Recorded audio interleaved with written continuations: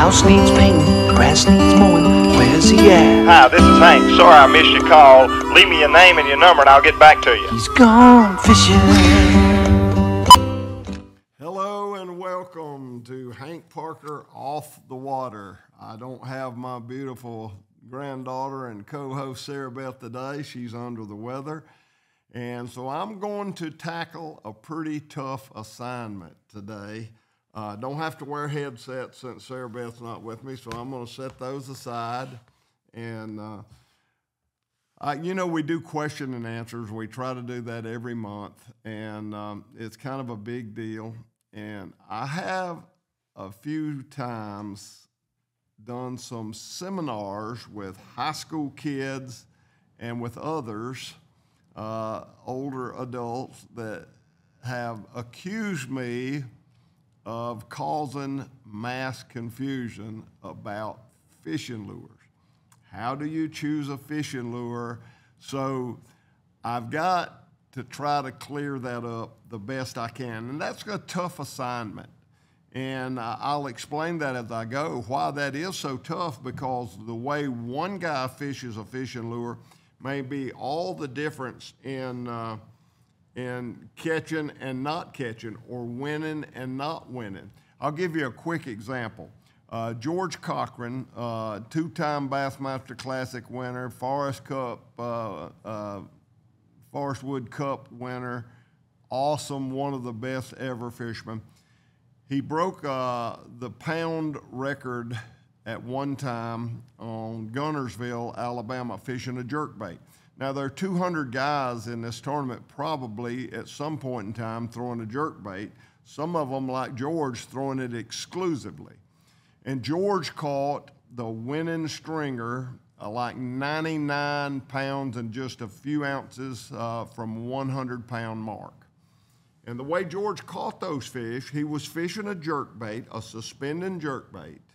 He was fishing it properly, where you jerk it down and feed it a little bit of line. The reason you feed it a little bit of line, that suspending jerkbait, if you'll hold that line tight, it tends to make that jerkbait nose up. It no longer looks natural. And a lot of times those big fish will not hit that bait if it's nosed up or nosed down.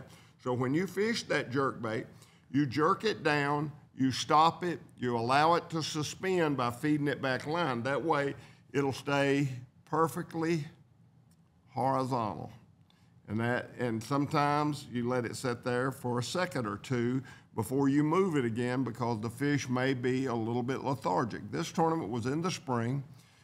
Water temperature was not very cold, not very warm. It was colder water. And George had practiced and caught fish and some 3-pounders and maybe a 4-pounder or two along the way. So it's the last day of a 3-day practice. And George is going to go in and determine, out of all the places he's caught fish, where he's going to make his starting point. Am I going to start in this creek or this cove or this bay? Where am I going to start? So he's trying to eliminate water to figure out where the most productive place for him to start the tournament. So he's got a little something going. He don't want the whole world to know what he's doing. So he's out on a point and he's jerking his suspending jerkbait down, doing what he had done the other 2 days of practice. And here comes Jimmy Houston. So George don't want Jimmy to see what he's doing. So George pushes the button on his bait cast reel, pulls out line, and just lets that bait sit there the whole time. He's pretending as if he's fishing a jig. So he's pretending to be fishing a jig the whole time his jerkbait is sitting there. Now, Jimmy, you know Jimmy. Jimmy's going to hang around a little while, so George is kind of waiting on Jimmy to leave. Finally, Jimmy leaves. He clicks his reel in gear, and he's fixing to jerk down. He's got a fish. Well, now keep in mind, George had been practicing for 2 days and had not caught a fish much over about 4 pounds was the biggest fish he caught, and he'd caught very few of them. Most of them were in the 2.5 to 3 pound range. So George clicks his reel in gear to continue fishing after Jimmy's gone, and he's catching a big fish, a giant. He caught like a 7-pounder. And so he thinks, man, what a freak thing. That bait must have sat there 5 minutes. I don't know when the fish ate it, but how wild is that? So he continues to fish. Never really dawned on him that that is something very special, that's the one little trick that's going to set him apart from all these other anglers. This is the way to catch bigger fish. Let that suspend and jerk bait sit there for an extended period of time. Not just a few seconds, but maybe a few minutes. Now, who can do that? Well, as it went on, here comes Ricky Clunn. He comes in the same bay, and George is jerking his little jerk bait down. So Deja Vu pushes the button, pulls out line, pretends that he's fishing a jig. Well, Clunn goes over and checks a little pocket, and he can still inside of George, so George just patiently waits. Ricky finally goes on toward the back of the creek. George clicks his reel in gear. Aha, he's got another giant, about an 8-pounder. So now, George, the light comes on. Oh, my goodness, this is the trick. Let that suspend and jerk bait sit there for a long, long time, a few minutes, and you catch giants. Well, he went on using that method throughout the 3-day event and caught nearly 100 pounds of bass and blew everybody away. All these people were fishing the same bait, the same color, everything that George was doing, except allowing that bait to sit there for a long period of time. So little things make the big difference. If you go to the Bassmaster Classic, which I've had the privilege to do on multiple occasions, or the Forrest Wood Cup, which I've also had the privilege on multiple occasions, and you watch all the guys come by in the morning at checking out. They've got all the rods laid out, all the reels and their lures, and they're all ready to go, got their life jackets on, got their kill switch hooked up, they're checking their live wells, they're checking out. All these guys have got the same baits. Now, they may not be the same brand of bait, and there may be some little subtle differences, but basically they've all got the same bait.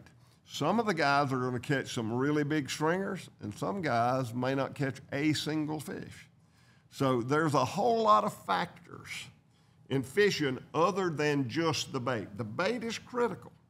And so I want to go over that and clarify it to the best of my ability. People say, well, you've got me confused on muddy water and clear water, how to select a bait. You've got me confused on cold water versus warm water, how to select a bait. You've got me confused on that. Well, let me simplify it the very best I can. The very best I can. It's a very complex subject to begin with. It's extremely complex. So it's hard to simplify something that's really, really complex. If I were to go to NASA and have them to explain to me how the space shuttle works, I'm sure it wouldn't take them but just a few seconds, and they're going to have me so confused that I'm not going to even know which end's up. So it's hard to take a sophisticated, complicated subject with lots of moving parts and just narrow it down to utter simplicity. So I'm not going to be able to make it as simple as I would like to, but I'm going to do the best I can. First of all, let me tell you, when I grew up and I learned how to fish, it was all about taking a fishing lure and making that fishing lure look so realistic that a fish could not resist it. So you enticed that fish into biting the lure. That was the trick. And I'm all about that. That's all I knew.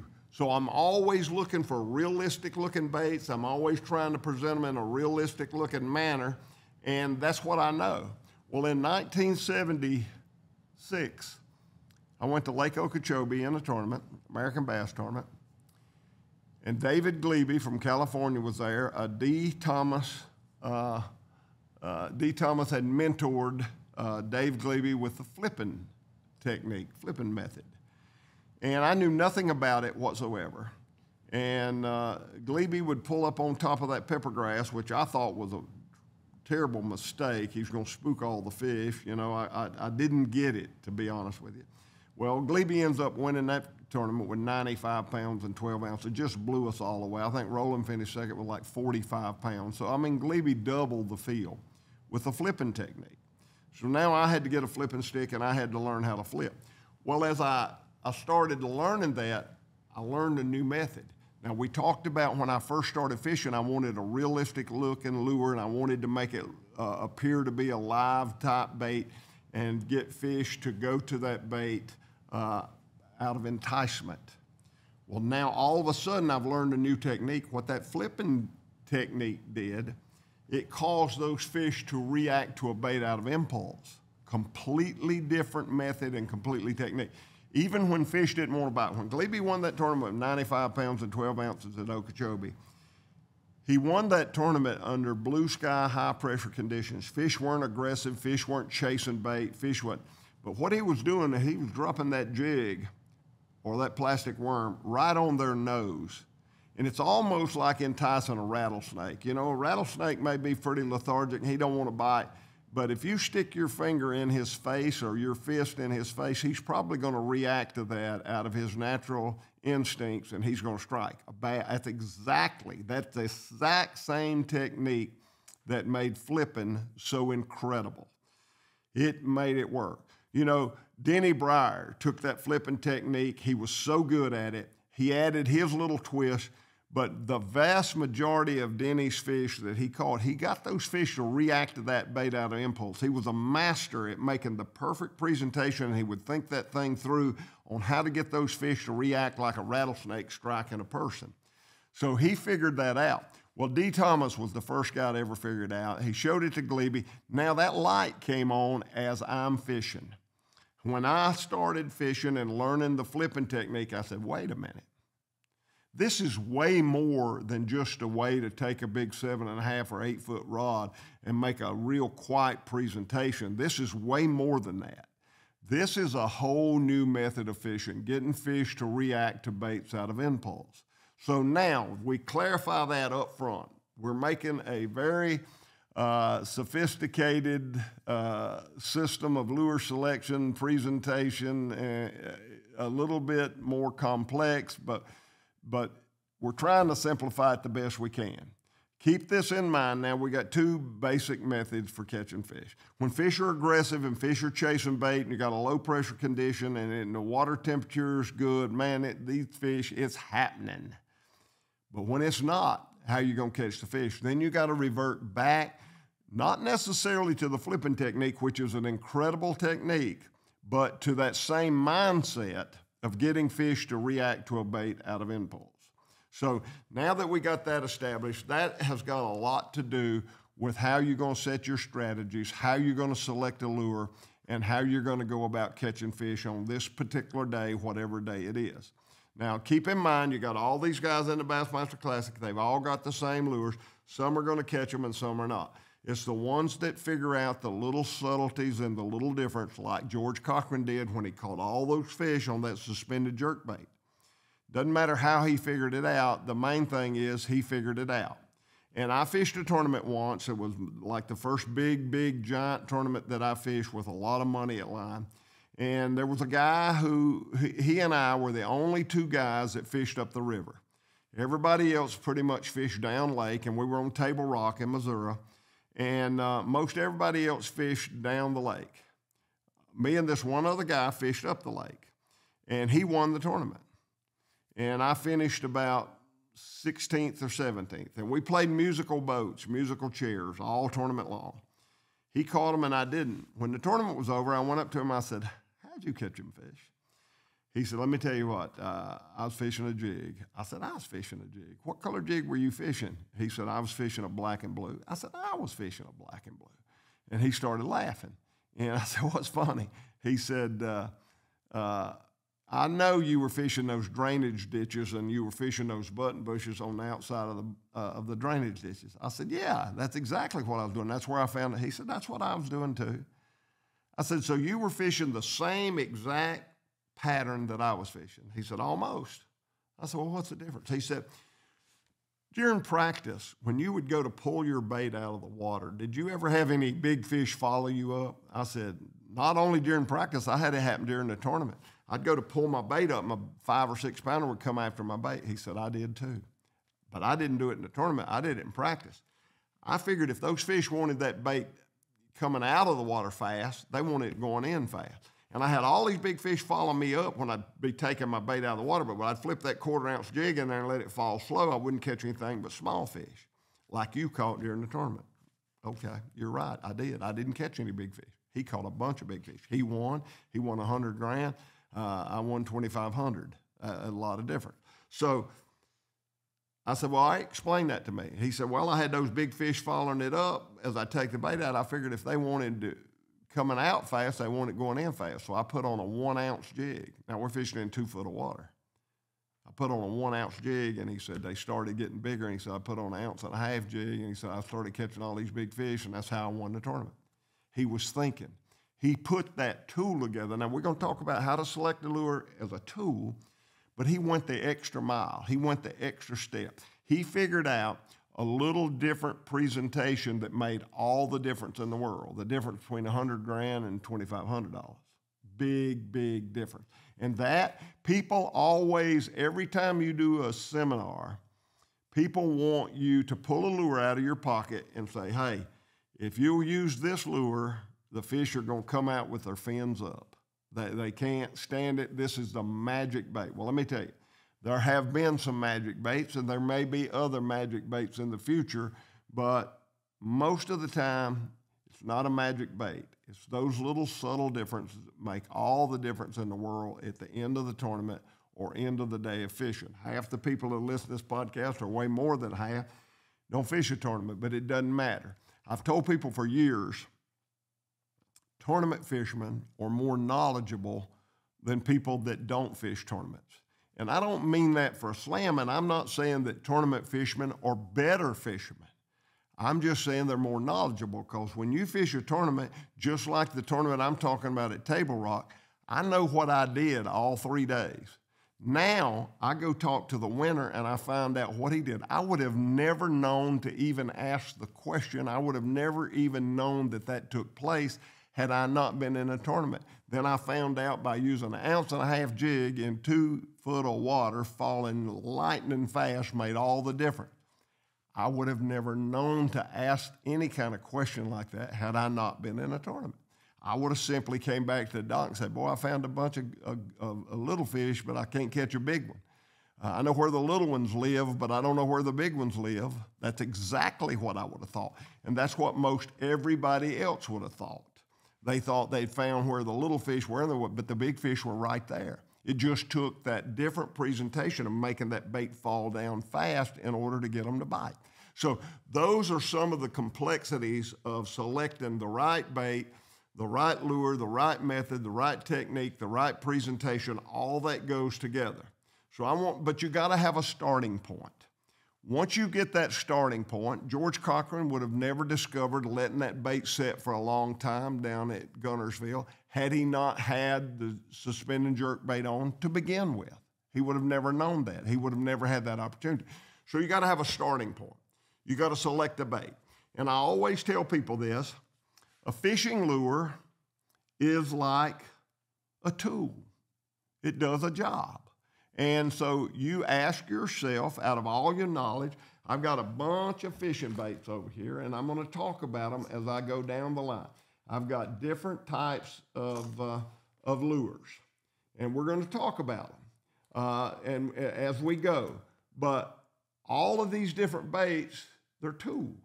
If you went into a mechanic's toolbox, you would see he'd have adjustable wrench, he would have offset pliers, he'd have ratchets, he would have all sorts of different tools because he needs those to do a job. Exactly the same thing with all these fishing lures. I need these tools to be able to be effective under all the conditions as I fish.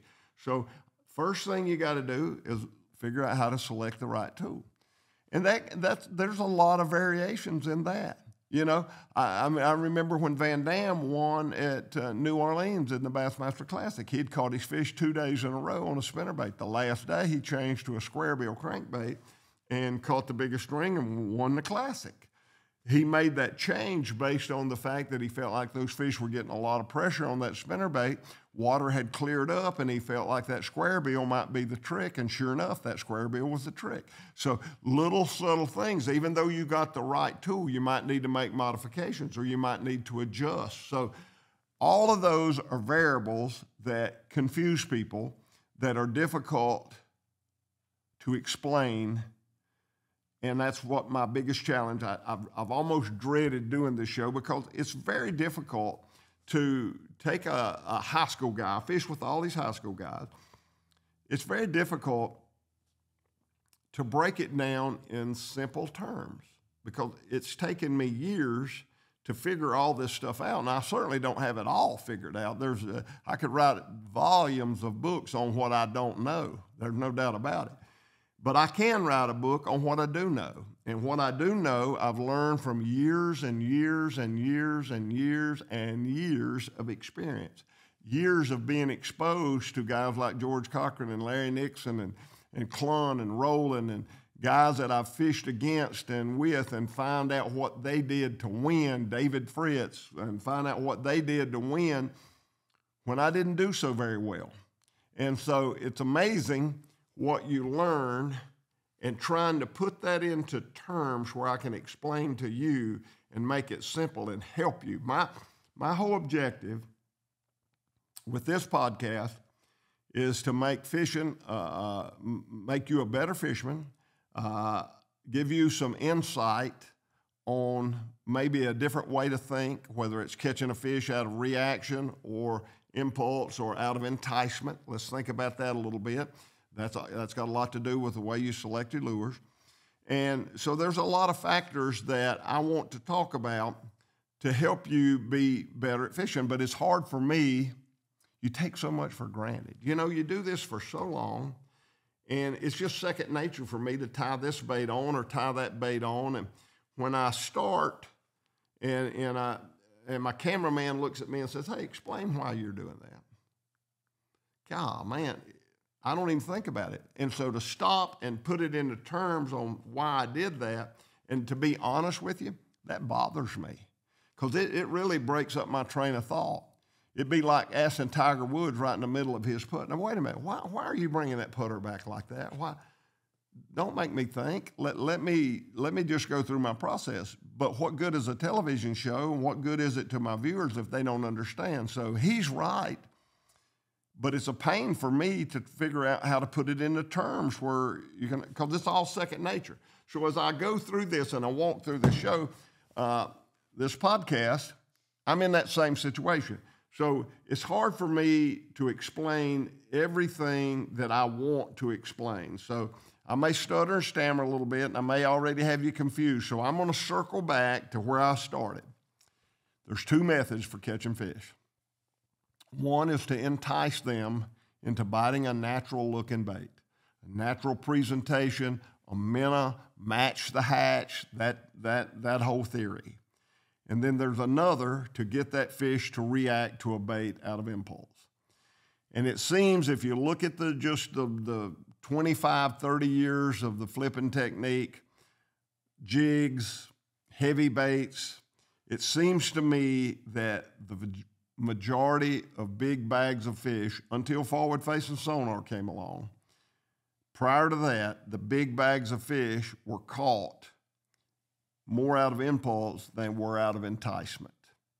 So that's something to think about for big fish. People say, well, you know, that jig, over all the years, a live rubber jig has probably produced more big fish than any other bait. I would probably say that that's a fair statement. Never really analyzed it to the T, but I would think off the cuff, that's a fair statement.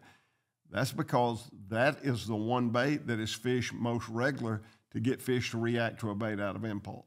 So now let's start walking through bait design, lure selection, how you go about it, and I'll start out with a little crude, stupid illustration because that fits my personality pretty good. For example, if you went in the back of a bay and you saw a fish breaking in the lily pads, chasing shad or whatever bait fish it is, the last lure you'd pull out would be a big deep diving crankbait. Water's 2 foot deep, and you got 2 sets of treble hooks on a big crankbait. That'd be the last bait. I mean, you know you wouldn't even turn the handle good till you're hung up. Another bait you would not select would be a big jigging spoon. You wouldn't go very far with that. So you would probably select a bait like a frog, something that don't hang up on lily pads. You can fish it through there. That's something that'll work. So maybe a silver minnow, a Johnson spoon type bait, a lure that would work. You know, we did the podcast with Bobby Murray. He won the Bassmaster Classic in 1978 at Ross Barnett, Mississippi, and I was in that same classic, and I fished in the same area where Bobby won the tournament. And the wind was blowing, and we were catching our fish up in the lily pads on a Johnson silver minnow. And Bobby figured out if he put a spinner on the front of it, he could keep his line tight instead of the wind blowing that big line, and he could maneuver his bait more effective. He won the Bassmaster Classic. I had that same opportunity, but I didn't think of that. Bobby thought about that. And those are the things that have woke me up after losing that classic, having the potential to do exactly what Bobby did and didn't do it. It made me realize you need to think. You need to not ever be satisfied. You need to always be thinking.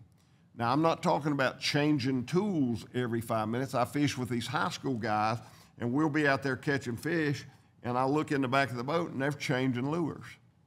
Why are you doing that?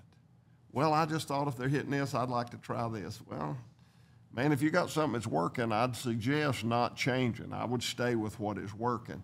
If you want to modify the color, if you want to modify your presentation a little bit, that's one thing. But completely abandon what's working, that is a tool that's doing the job, and to all of a sudden just go to a completely different type tool, I would say let's don't do that. Let's stick with what's working. But it's always good to make little subtle changes, and Bobby Murray did that to solve a problem. The problem was the wind was blowing such a bow in his line that it had so much slack that he couldn't get a good hook set when the fish hit that spoon. By putting that spinner on it, it offered enough resistance that he could keep his line tighter, and he got a more thorough hook set.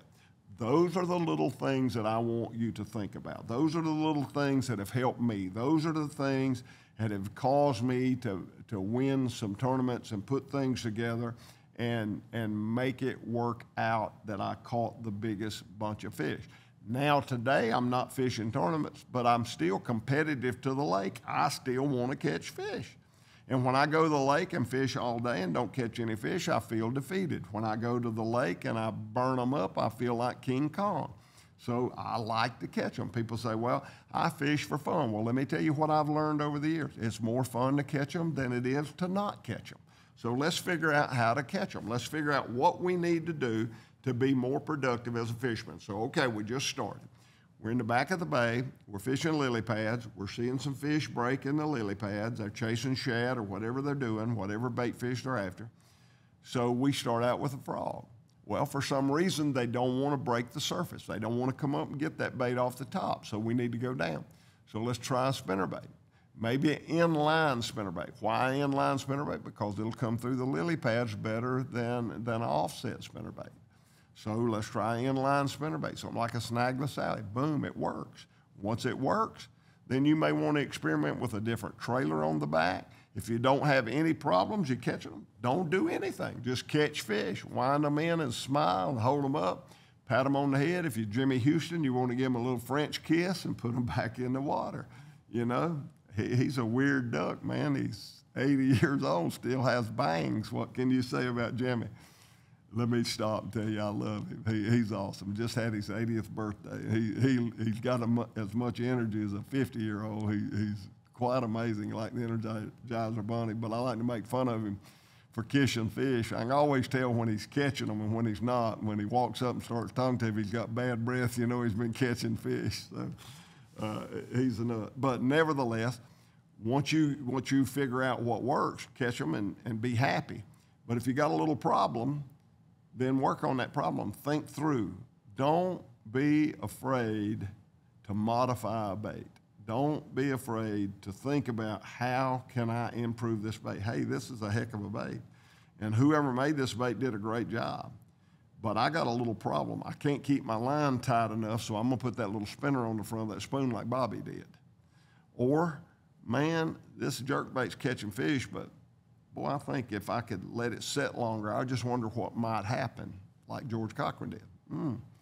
Or if I could get that bait right on that fish's nose, I could get him to react out of impulse like David Glebe did. So all of those things that you've learned, so you start to assemble and put together, okay, here we go. We're gonna go fishing. It's spring of the year. Everything is good. Water conditions are great. It's 70-degree water temperature. Water's off-colored. Man, we're gonna look into pockets. We're gonna look into bays. We're in the spawning area. Everything's good. And we select a bait based on whatever our structure is. If it's button bushes, we may want to put on a jig, and maybe swim a jig, drop it in the bush. Maybe we want to run a spinnerbait bite. Maybe if it's water's a little bit too clear for a spinnerbait, maybe we want to use a jerkbait. That's pretty simple.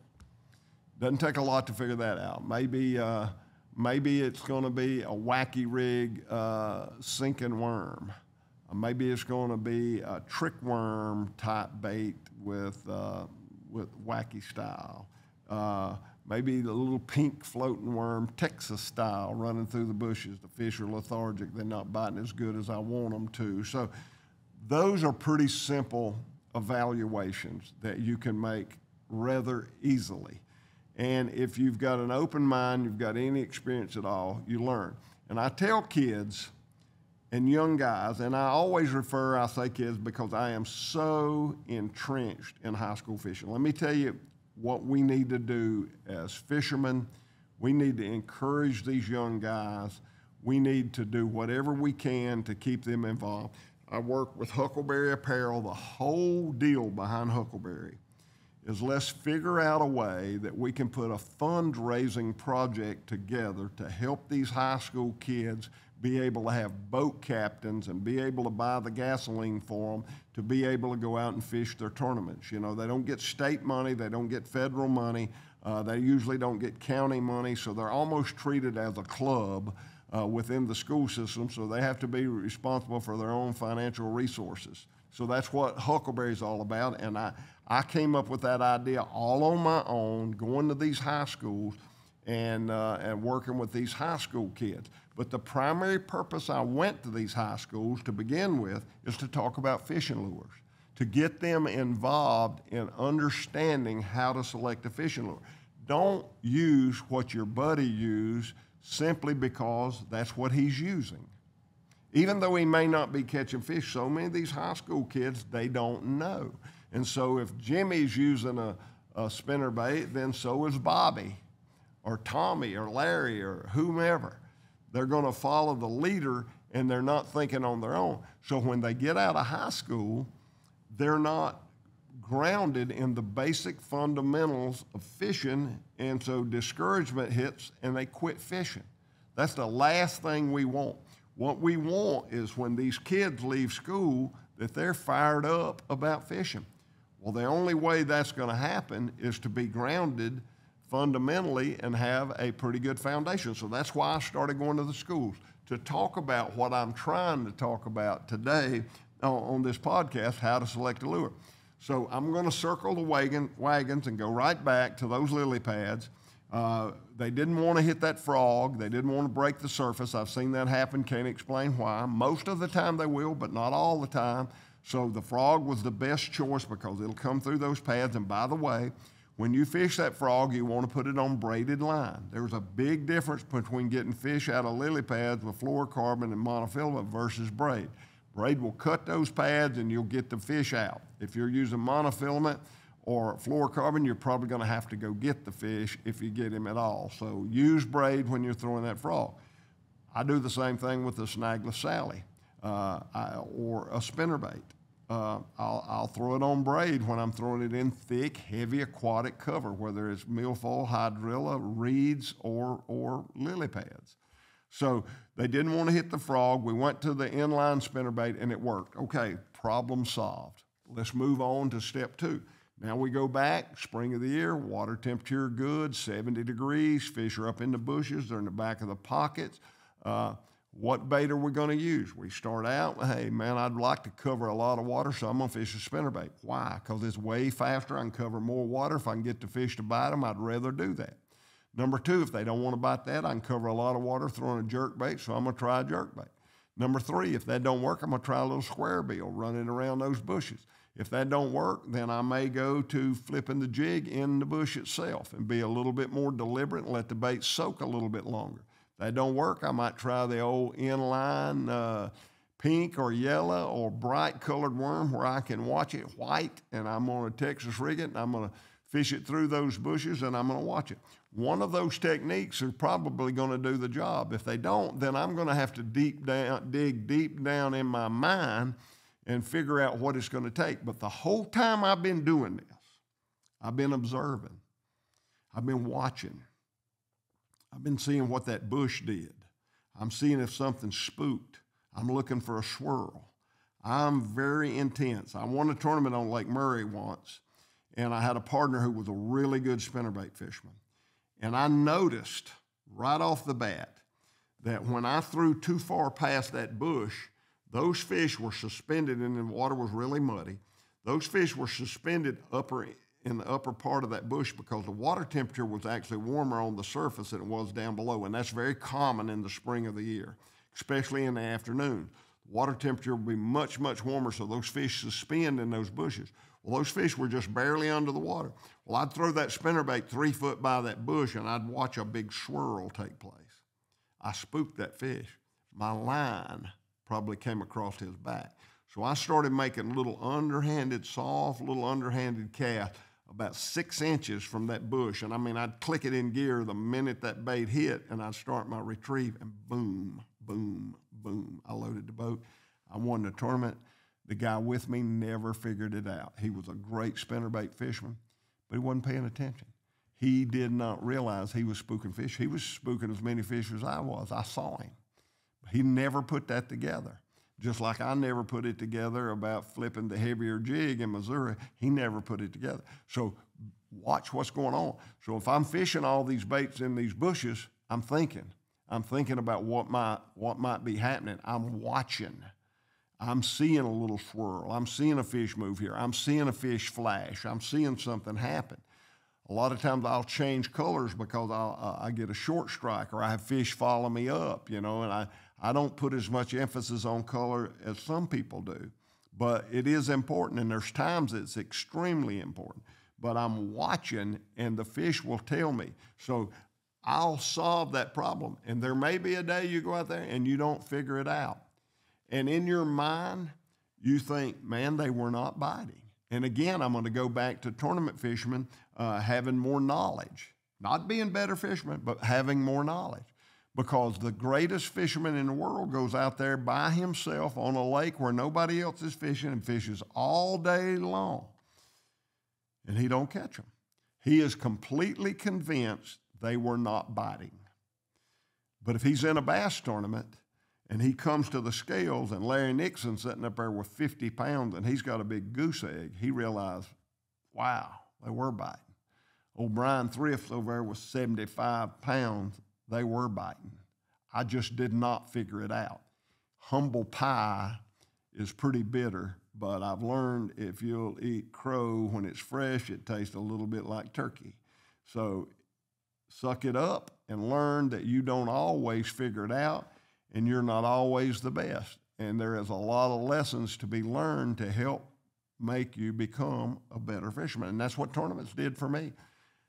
I'd think, man, nobody caught them today. And I'd go rolling into the scales, and there'd be old Cochran or Nixon or Clun or somebody over there with a big bag of fish. And they would have, I could have caught them just as well as they did had I figured it out. I just didn't figure it out. So that's what it's about. You got to have a starting point. You got to ask yourself, just like that mechanic would ask himself, what tool do I have that would most thoroughly help me do this job? I got to change an oil filter on a vehicle. I need a wrench to change an oil filter. He don't need a 3/8 inch socket. It will not work. He don't need a pair of pliers. It will not work. So fishing is much the same. You don't need a deep diving crankbait in those lily pads. It will not work. So you need to have a starting point and start with the best lure that you can start with for those conditions, and that's simply ask yourself, what lure do I have that would most thoroughly fish these covers? And again, I revert back and I left off where I was going with the high school fishing guy. It's not bad to experiment with lures when you're catching fish toward the end of the day. If you're satisfied with what you've caught, it's always good to learn a new technique, a new lure. But I tell these kids, take it one at a time. For example, if you're a really good plastic worm fisherman and you want to learn more about a spinnerbait, that's fine. But don't try to learn more about a buzzbait, a topwater bait, a square bill, a deep diving crankbait, all in the same day. Take your time, maybe put on a square bill, depends on what kind of water depth you're fishing, maybe put on a deep diving crankbait toward the end of the day and learn something, that's fine. But when you got something that works, if you're a worm fisherman, stick with that. Stick with little modification, a heavier bait. You know, the plastic worm's still the most versatile bait out there. Put on a heavier weight. Put on a drop shot. Rig it wacky style. Carolina rig it. You can do so much with a plastic worm. And I feel better when I have a kid that's 15, 14, 13, get in my boat, years old. I know they haven't got years of experience. They ain't old enough. They're not old enough to have years of experience. So when they get in my boat, I feel a lot better when they get in my boat with a little small tackle pack than I do a giant big tackle pack. Because I know they don't know what to do with all that stuff. They don't have a clue. They haven't had time to learn that. So it's overwhelming to them in many cases. So I tell them, start slow, man. I would much rather see that kid get in my boat with that little tackle pack. It knows how to fish a plastic worm. Start with a plastic worm. It's the most versatile bait there is, and there's still more fish caught every year on a plastic worm than probably any other bait there is. Probably all other baits combined, really, if the truth was known. And whether it's Texas rig, Carolina rig, drop shot, wacky rig, or floating. You can do a whole lot with a plastic worm. So learn to start with understanding a plastic worm because it will make lots of applications. Then if you want to go to a spinnerbait is a fairly easy bait to understand. Just throw it out there and retrieve it will work, but then you can modify and get better. You know, I designed my own spinnerbaits, and I worked and I got things the way I want them, and they're just little subtle differences that make the big difference. And I fish a 3/4 ounce spinnerbait now more than I do any other size. And the reason for that, when Glebe won that bass tournament at Lake Okeechobee was 75 or 95 pounds and 12 ounces. When he won that tournament, I got me a flipping stick, and that's when I realized impulse. He caught those fish because they were not biting. They didn't bite that bait because he enticed it and made it realistic. They bit that bait because he dropped it on their nose and they struck at it like a rattlesnake. I'm thinking about my spinnerbait. Well, what if I had a heavier spinnerbait and I could run it by that log or by that stump and I could fade that thing? I know right there's a little dark spot. I know where that fish is going to be. What if I had a big old heavy 3/4 ounce spinnerbait and I could run it up there and I could drop it right on his nose? Changed everything for me. Changed the way I fished. It changed my stringers. My live well stunk a lot more than it did prior to that because I started catching fish on that big heavy spinnerbait out of impulse instead of enticement.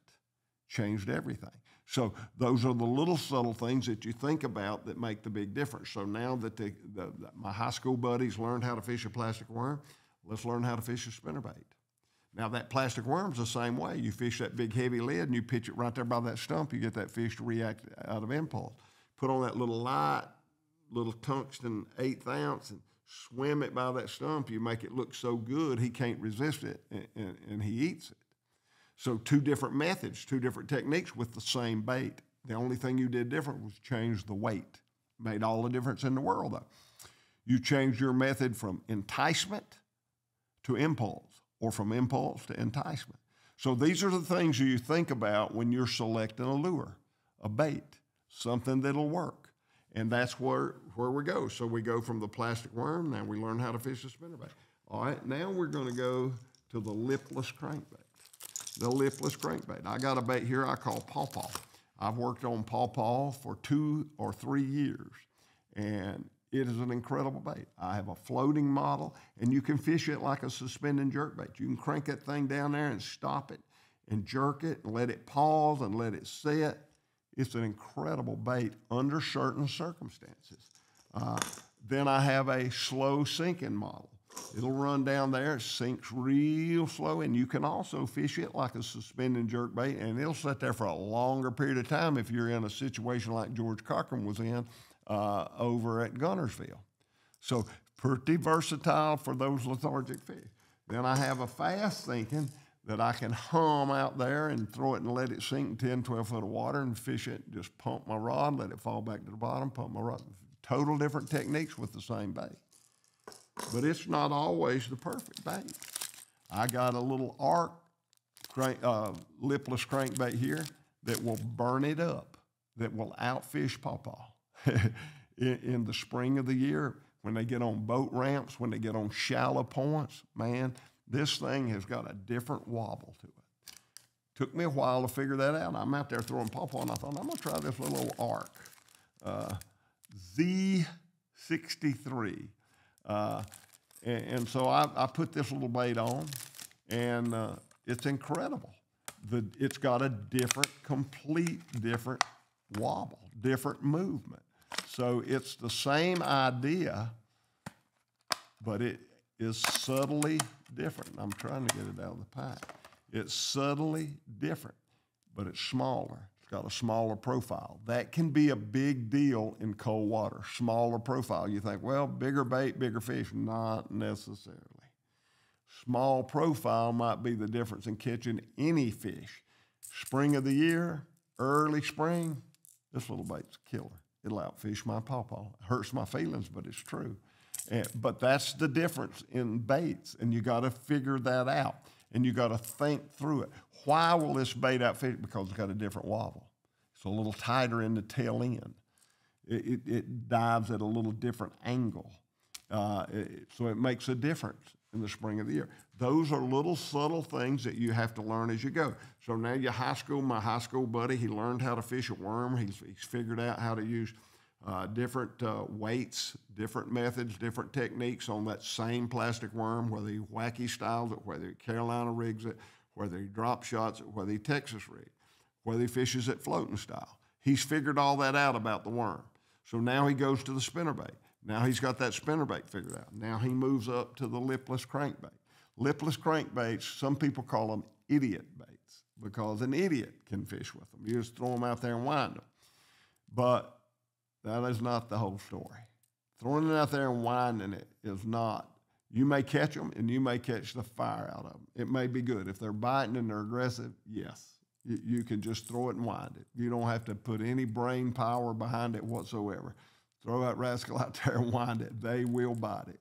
He said, this little old bait right here, you can take this little old bait and throw it out there and wind it and catch them all day long when they're biting. But if they're not biting, you might need to pause it a little bit.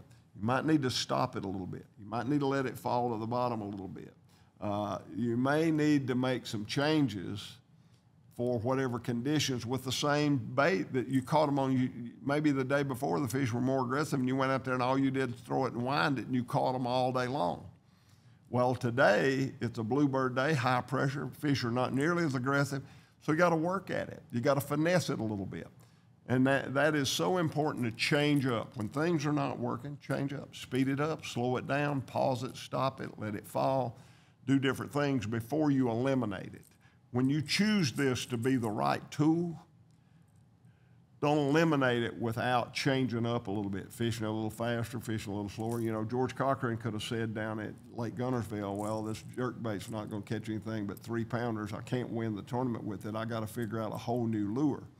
That ain't how it worked. He figured out by pausing that thing, modifying his presentation with the exact same lure was solid gold.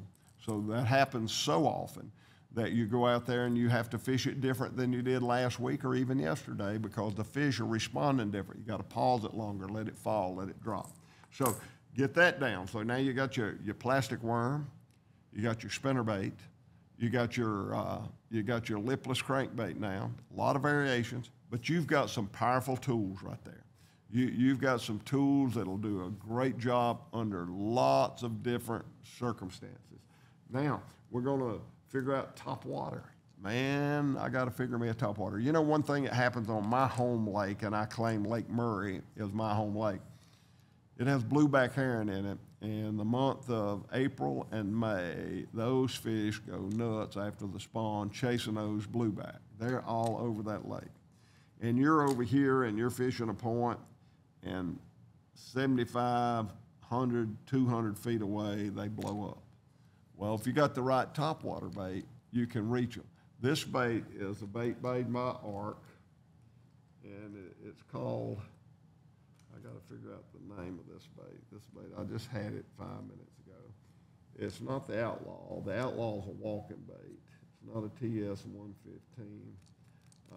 I'll get you the name of this bait in a minute. But it is a crossbreed between the old pencil popper that you could throw 100 miles and a Zara spook that you could walk.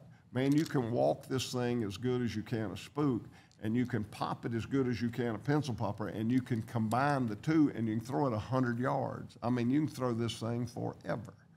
And so this is my absolute bait of choice for when those fish are chasing those blueback. They'll bite it, I can walk it, I can pop it, I can do both, and I can throw it like a bullet.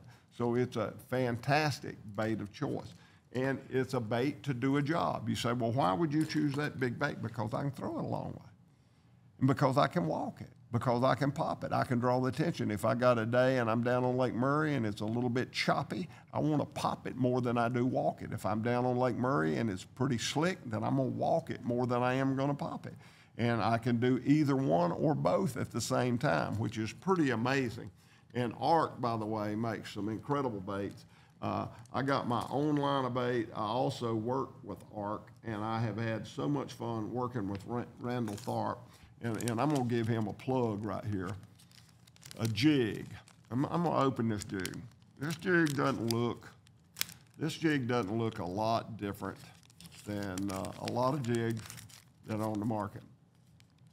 And you look at it in the pack, or you look at it even after you take it out of the pack, and you don't really see a lot of difference. But I'm going to show you something, and you wouldn't think it makes that much difference. It makes all the difference in the world. They package these things incredible. You see the eye of this jig? I don't know if you can see it clearly, but if you see the eye of this jig, it is turned with the hook. Most jigs, the eye of the hook is sideways, opposite of the way the hook goes. That makes all the difference in the world on getting that fish through a brush pile, getting that jig through a brush pile. I don't know why.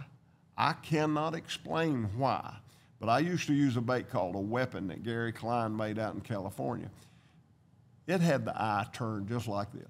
This bait, the way it's designed, the way he did the head, the way he did the big magnum hook, and the way he did the brush guard, this particular Randall Tharp Ark jig is the single finest jig I've ever fished in my life. I am so impressed with this jig. And to look at it, if you don't know about this eye, you won't even catch it. You'll miss it. And you'll walk right by because the next jig over there is a little different color, and that's more the color you want it. You'll overlook probably the greatest jig you'll ever throw in your life. This son of a gun will come through heavy cover, and it's all because of the way this head's designed with the way this hook eye is placed in that head and the angle of that brush guard. It's an amazing jig, and I've always been a Randall Tharp fan. He goes by Randy. I did a podcast with him. He corrected me 3 times to call him Randy, but he really don't care what you call him as long as you're nice and don't say bad things. If you're going to say bad things, you can call him something different. But Randy or Randall works as long as you're saying good things. But This is a Randy Randall Tharp design jig that is amazing, and it's that little subtle deal right there with the way the hook comes up out of this head and the way that eye is shaped and this weed guard. Makes all the difference in the world. Well, you wouldn't catch that if you didn't know. So try that and see if I'm not telling you the absolute truth. Those are the little things that make the big differences. That's the things that change catching fish and not catching fish, and that's the difference between winning and losing. Like I say, most people are not worried about winning a tournament, but they're worried about catching fish. So that's what we're talking about here today is catching fish. And now I want to talk about a very interesting topic. How about this big thing? I mean, this is crazy. A big glide bait. I was at Red Crest when it was on Lake Norman in Charlotte, North Carolina, where they had the outdoor show, and people were standing in line paying $300 for glide baits. And here I am, a world champion bass fisherman. I have never thrown a glide bait. I know nothing at all about a glide bait. And I'm thinking, who in the world will pay $300 for an MM26 custom glide bait? Well, let me tell you about an MM26, which is what I'm holding in my hand. There's a preacher who now has moved to Wisconsin that's making these baits, Chad Chandler, and this is a glide bait that most people sell for $300, and he sells them for like $150. That's why I got them. I can handle $150, and that's crazy. But who would pay that for a big old minnow?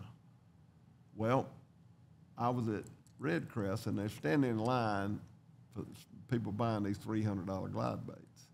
And they sell out the first day. And they're taking names, and you're putting down deposits to get one that they're going to build, and it might be 6 weeks. So I go back, my grandson Boone, who loves to fish, and I said, Boone, they were paying $300 for glide baits. Can you believe anybody's that dumb? And he looked at his shoes. I said, no, Boone. You hadn't took your hard-earned money. That boy cleans out horse stables to make money. And he's taking money that he's cleaned out horse stables and bought a he's been lying. He hadn't even bought one. He said, Papa, they let me borrow one till they can get mine made, but I paid $300.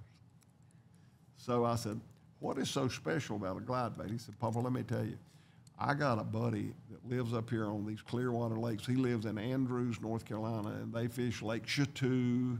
They fish a lot of these mountain Clearwater lakes and Santila and lakes that are not known for big fish. And he said, Papa, he's caught 2 bass on a glide bait over 10 pounds. I said, Boone, you're kidding me. He said, Papa, you won't believe it. You got to come with me. So I went to the North Carolina mountains and fished on Lake Fontana. Does not have a reputation for big fish. I'm going to tell you something. It blew my mind.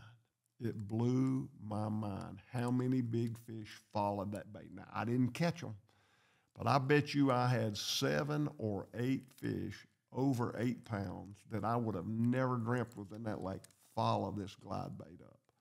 I am impressed with a glide bait. I have caught some really big fish, and this MM26 is an awesome glide bait at a really good price. They're handmade. There's a lot to this thing, to be honest with you, but it will amaze you on how many big fish are in waters that you don't even think are there that will come up and show themselves on the glide bait. At the Red Crest, where they were selling these baits for $300, there were 2 guys there had just caught a string of bass.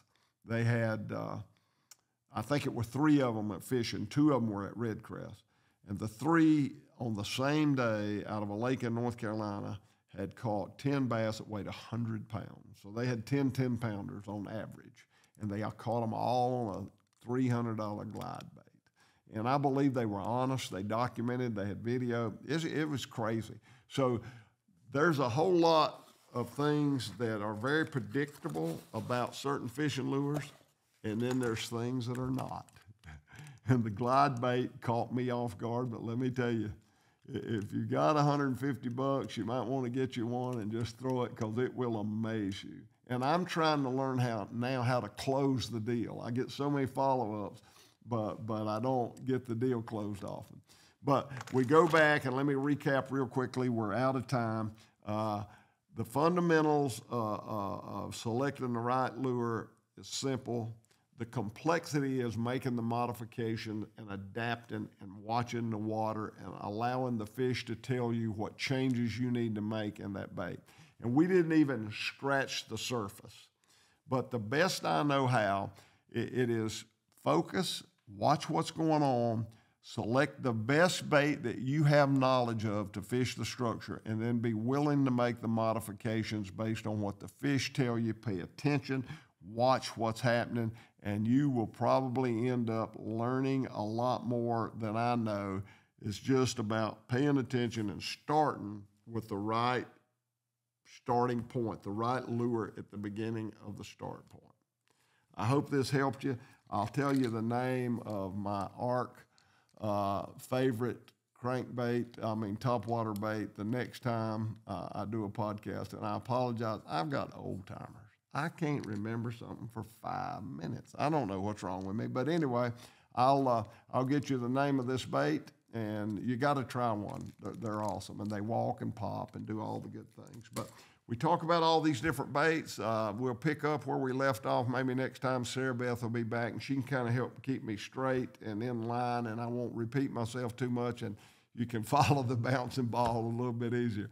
I hope this will help you a little bit, and I hope you enjoyed the podcast. I'm having a lot of fun doing it, and I just want to thank you. And she'll be back next time, hopefully, and I'll just say God bless you. I'll see you next time. I'm Hank Parker.